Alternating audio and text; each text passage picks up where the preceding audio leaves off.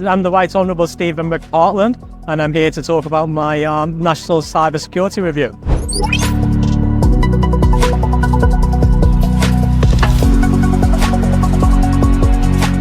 So artificial intelligence is something that's incredibly important and very much in the news and people's minds and businesses at the moment. But you can't have a successful artificial intelligence strategy without a secure cybersecurity strategy. So essentially, artificial intelligence is the data where decisions are being made and manipulated, but you still need a good cybersecurity strategy to recover and protect that data while those decisions are being made. Because essentially, if somebody starts manipulating the data inside that decision-making process, you can manipulate the outcome.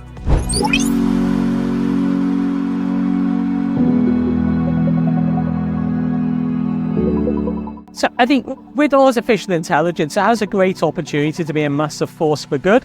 And I think it will create huge abilities to create massive change. So for example, when the combustion engine replaced the horse, at the time, nobody thought that would lead to rockets going into space and satellites creating satellite and telephone communications. And then talking about cybersecurity, these industries would never have even been thought of. And artificial intelligence has the opportunity to do that.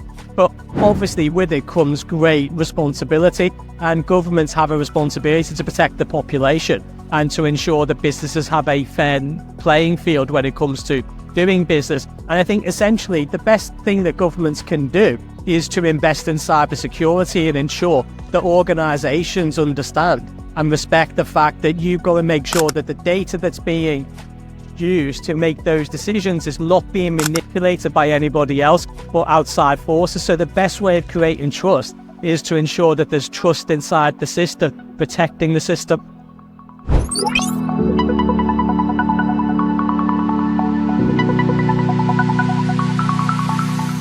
I think in terms of engaging with the private sector, I think the biggest lesson I learned was two things. So the first is, it's not possible to do this alone. A government cannot do this alone. It has to be a whole of society approach. And then no single society or government can also do it alone. Cyber criminals do not respect borders or boundaries or industries, so the response has to be collaborative. It has to be global. And I'm also here as a Crest ambassador, and Crest operates in a variety of countries with hundreds of members. And we've launched an initiative called Cyber Assessment Maturity Program, and that's about trying to help 11 countries at the moment build up the protections inside their companies so they're at a level where they'd be able to become a member of Crest. And that's being funded by the British Foreign Office across 11 different countries.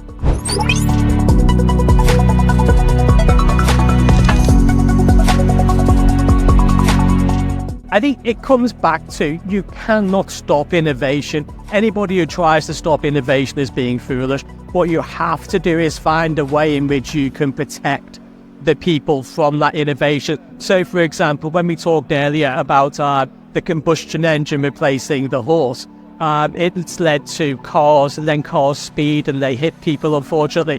But then it's up to government to deal with the impacts of that innovation. But for me, there's a huge area around education and ensuring that people trust the innovation. And that goes back to cybersecurity, protecting the data so that we know that the information that comes out that's being processed by artificial intelligence is the right information, and it's aligned to what went in. It's not being manipulated along the way.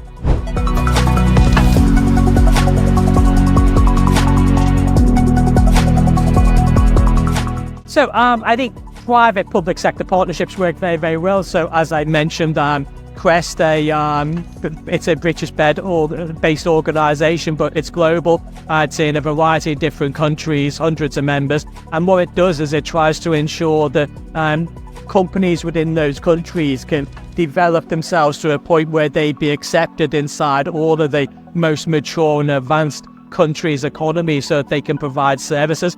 And I think by doing it that way, you're not telling people you have to do this and putting individual regulations in. You're essentially encouraging them to come along that pathway, because that pathway leads to economic prosperity, because companies who are doing this can trade in more countries and have more opportunities.